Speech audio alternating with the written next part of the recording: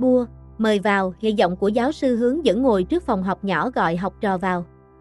Giáo sư Nisha đang nói chuyện với ai đó mà Bua cảm thấy quen mặt, cùng với một cô gái khác ngồi bên cạnh ông, và Phinia ngồi bên phải ghế của giám đốc viện. Bên cạnh Phinia là An. Bua, người đàn ông 39 tuổi đứng lên. Lâu rồi không gặp, em còn nhớ anh không? Anh Phong, Buseya reo lên vui mừng. Chào anh, cô nói rồi chắp tay chào. Phong hay Falcon là cựu sinh viên tiến sĩ của giáo sư Nisha khoảng gần 10 năm trước. Khi Bua vào học, Phong đã tốt nghiệp cùng năm. Sau đó, anh được bổ nhiệm làm giảng viên tại một trường đại học công lập ở miền Nam. Bua đã gặp Phong trong giai đoạn cuối của việc hoàn thành luận án và khi anh làm nghiên cứu cho giáo sư khoảng 1 tháng trước khi anh đi làm giảng viên ngành nhân học xã hội. Hôm nay, Phong có ý định đưa đồng nghiệp và sinh viên đến tham quan. Bua nghe giáo sư hướng dẫn nói rằng đồng nghiệp của Phong, tiến sĩ Kunida, muốn đến nghiên cứu sau tiến sĩ và giám đốc viện không phản đối, nên Falcon đã đưa tiến sĩ nữ đến giới thiệu. Nếu tôi và tiến sĩ Derim muốn tham quan phòng thí nghiệm, giáo sư có tiện không? Phong nói về cô gái tóc ngắn ngang vai ngồi bên cạnh, mặc bộ vest tối màu. Trông rất trang trọng, có vẻ cùng tuổi với Bua. Derim hay tiến sĩ Kunida là giảng viên cùng khoa với anh. Để Bua dẫn đi. Tất cả cùng xuống phòng thí nghiệm sau vài phút. Khi anh tốt nghiệp, nơi này chưa hoàn thiện như bây giờ, Phong nói trong khi nhìn quanh phòng thí nghiệm. Hôm nay, ngoài việc hoàn thiện, giáo sư còn có những sinh viên mới đầy nhiệt huyết như Phinia và Bua giúp đỡ. Ánh mắt anh đầy vui mừng khi nói điều đó. Nếu anh Phong muốn quay lại, em nghĩ giáo sư sẽ rất vui mừng chào đón, Bua nói. Chúng ta vẫn thiếu nhân lực. Để anh ở đó là tốt rồi, Phong nói kèm theo tiếng cười. Thực ra anh không giỏi công việc phòng thí nghiệm lắm. Phinia cũng không giỏi, Phinia nói. Phải là Bua hoặc Phan. Phinia là người làm thực địa, anh nói như hiểu rõ. Giáo sư từng nói với anh từ lâu rằng nơi này cần một người mạnh mẽ và Phinia là người đó. Nói xong, anh cười lớn. Nếu tiến sĩ Derim đến làm việc ở đây, anh nhờ em nhé. Bây giờ chỉ có Phinia và Bua có thể chăm sóc, Bua nói. Phan vẫn chưa tốt nghiệp. Nếu muốn theo hướng sinh học nhân chủng học, bioanthropolo, có thể phải đợi Phan tốt nghiệp hoặc đến học với Phan trước, nhưng có thể không được đầy đủ. Derim vẫn chưa quyết định sẽ đi theo hướng nào, Phong nói tiếp rồi quay sang đồng nghiệp nữ đi cùng. Nhưng có vẻ sẽ theo hướng vật lý nhiều hơn, đúng không tiến sĩ Derim? Vẫn chưa chắc, tôi muốn thử nhiều thứ, người được hỏi trả lời với giọng điềm tĩnh, trước khi nhìn Phinia và Bua. Có lẽ tôi sẽ quyết định sau, dù sao cũng nhờ cả hai giúp đỡ. Nhờ gì chứ? Buseya nói. Cùng lứa cả mà, như Bua hay Phinia cũng vừa tốt nghiệp. Coi như là tiền bối trong phòng thí nghiệm, Derim giải thích với nụ cười. Nếu đến đây, tiến sĩ Derim sẽ là cột dốc đầu tiên ở đây, Bua nói. Nhưng về lịch sử, phải bên đó, nói xong, cô gật đầu về phía Phin. Bên này không được. Bua nhìn Phinia nheo mắt như muốn bóp cổ cô. Lại đẩy việc nữa rồi, Bua. Đợi đấy. Ánh mắt của Phin nhìn lại như muốn nói vậy. Ai đẩy chứ, tôi không đẩy. Tiến sĩ Derim dễ thương nhỉ, cô thấy không? Bua nói bâng quơ. Ừ. Phinia đáp mà không chú ý lắm, gật đầu qua loa, mắt vẫn nhìn vào tờ giấy trắng trước mặt. Rồi sao, cô nói tiếp. Thích không? Câu hỏi đó khiến người đang đọc tài liệu nghiên cứu ngẩng đầu lên nhìn. Tại sao phải thích? Hỏi để biết thôi, Bua giải thích. Có vẻ cô ấy cũng theo hướng lịch sử và khảo cổ như chị, nên mình nghĩ hai người sẽ hợp nhau. Chị có người thích rồi, giọng Phinia cắt ngang ngay lập tức vì biết rõ ý định của Bua. Ồ. Giọng nhỏ của Bua đáp lại. Vậy em không xen vào nữa, trước khi quay lại định bước ra khỏi phòng nhưng bị kéo xuống ngồi vào lòng người kia. Không muốn biết ai à? Không. Tại sao? Nếu chị muốn nói thì nói, không muốn thì thôi, em không ép. Đôi môi của Phinia đặt nhẹ lên cổ Bua. Chị biết em nghĩ gì. Đừng có bảo chị đi tán tỉnh người này người kia nữa, và cũng đừng đưa danh thiếp của ai cho chị. Đang định đưa danh thiếp của cô ấy cho chị đây, Buseya nói. Tiếc quá. Rồi thốt lên giọng treo chọc. tiếc quá. Bua. Chỉ là nếu chị quan tâm thôi, người có ý tốt nói.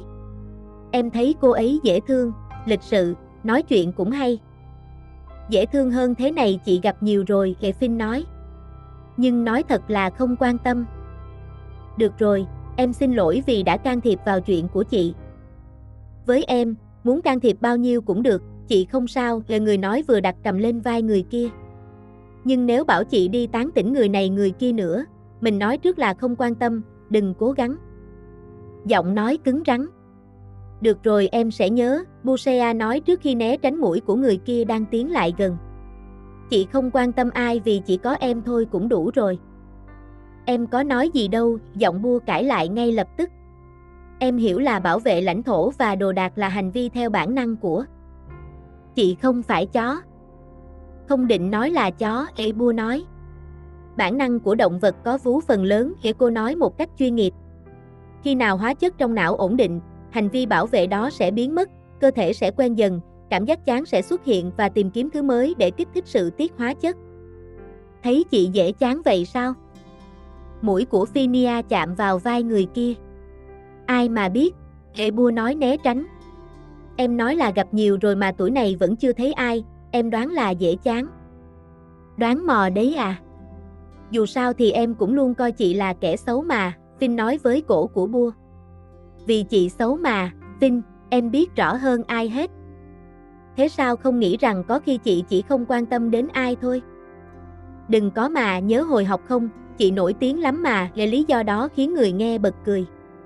Tiến sĩ Finn luôn có sức hút mà. Đó có thể là lý do về cấu trúc hình thể như chị hay nói cũng được, vì một tay của chủ nhân văn phòng chạm vào eo của người đang ngồi trên đùi Finn. Em tự nói rằng chị hấp dẫn mà. Ai nói? Trước khi giấu khuôn mặt đang đỏ bừng vào vai của Finn. Chị nhớ nhầm rồi. Nhớ nhầm thì nhớ nhầm, rồi Finn bật cười. Cùng lúc đó, tiếng gõ cửa văn phòng vang lên khiến Bua vội vàng đứng dậy, cùng với Finn cố gắng chỉnh lại áo làm việc bị nhăn một chút cho ngay ngắn. Mời vào, Phan bước qua cửa trước khi liếc nhìn Bua đang đứng nhìn ra ngoài cửa sổ và không nhìn vào mắt. Có chuyện gì vậy, Phan? Tôi đến để bàn về chuyện chúng ta đã nói hôm trước, bạn cùng khóa tiến sĩ của cả hai nói trước khi ngồi xuống ghế. Tôi muốn đi thực tập ở Đức. Cô vừa mới về, lại đi đâu nữa? Bushea nói chen vào. Thì trước khi đi Hà Lan, tôi sẽ đi Đức, Phan giải thích. Nhưng giáo sư không tìm được chỗ cho tôi.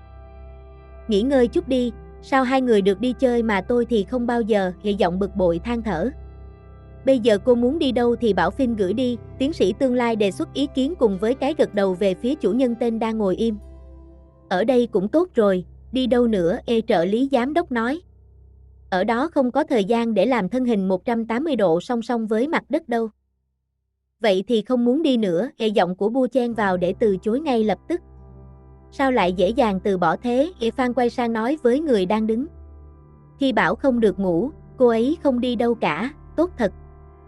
Bạn thân của Bua nói. Sao mặt đỏ thế, cậu thiếu ngủ à? Câu nói đó khiến Bua đưa tay lên che mặt và lườm người gây ra chuyện đang ngồi cười bằng ánh mắt nhưng giả vờ nghiêm túc. Cuối cùng thì có đi thật không? Bộ môn sinh học nhân học ở đây không có nhân sự. Giáo sư đã lên kế hoạch mở thêm môn này trong 1-2 năm nữa, ai sẽ dạy? Tôi và cô nàng lười biếng này chắc không nổi. Sinh học tế bào. Tôi đã trả lại giáo sư ngay khi ra khỏi phòng thi, từ hồi học thạc sĩ rồi. Mãi đi chơi thì bao giờ mới xong, Phan? Bushea nói thêm. Đúng vậy, Phinia đồng tình.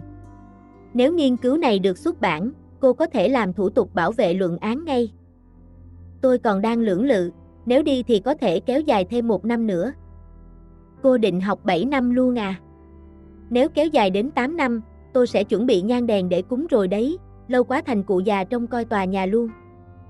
Nữ nghiên cứu trưởng phòng thí nghiệm hỏi. Không cần phải kết hôn nữa. Không kết hôn đâu, Phan nói. Xong rồi thì lên kế hoạch có con luôn. Có con với ai? Phinia hỏi. Với bạn trai tôi chứ ai? Ủa, cô có bạn trai từ khi nào? Tôi không phải như các cô, câu nói khiến hai người bạn nhìn nhau ngạc nhiên. Mãi làm việc, cẩn thận đấy, người xưa nói cãi nhau nhiều sẽ thành đôi. Người xưa nào? Cả hai người đồng thanh. Cẩn thận đấy, hai người.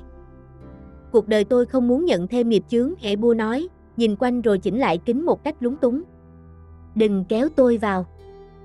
Nói mà không nhìn mặt bạn mình nhà, Phan Phinia nói với giọng mỉa mai, khóe miệng hơi nhếch xuống. Đẹp lắm hả? Bua này, nói đến chuyện đó, anh chàng theo đuổi cô sao rồi, im lặng rồi à? Ai? Lần này Phinia hỏi, liếc nhìn người kia đang đứng co ro bên cạnh, gần như ép mình vào giá sách. Không có. Người bị hỏi phủ nhận, giọng cao và lắc đầu nhanh chóng. Ai mà để ý đến người suốt ngày ngủ như tôi.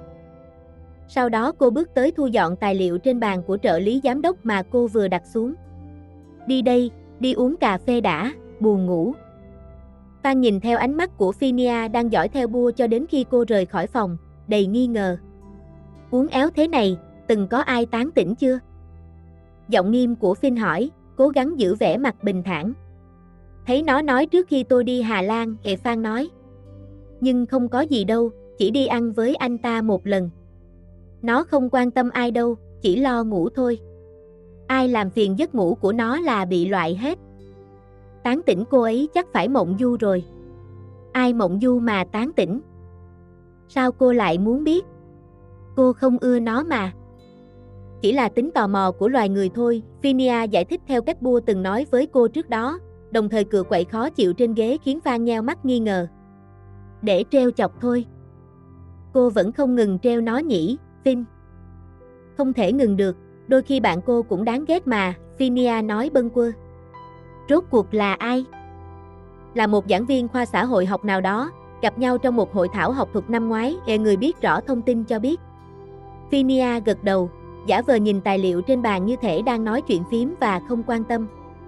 Thấy bảo anh ta mời đi nghiên cứu cùng, nhưng lúc đó nó đang bận hoàn thành luận án nên không liên lạc nhiều. Hơn nữa, ngày nào rảnh là nó ngủ, ai mà chịu nổi. Tin nhắn của tôi đôi khi còn bị bỏ qua cả ngày, cả tuần.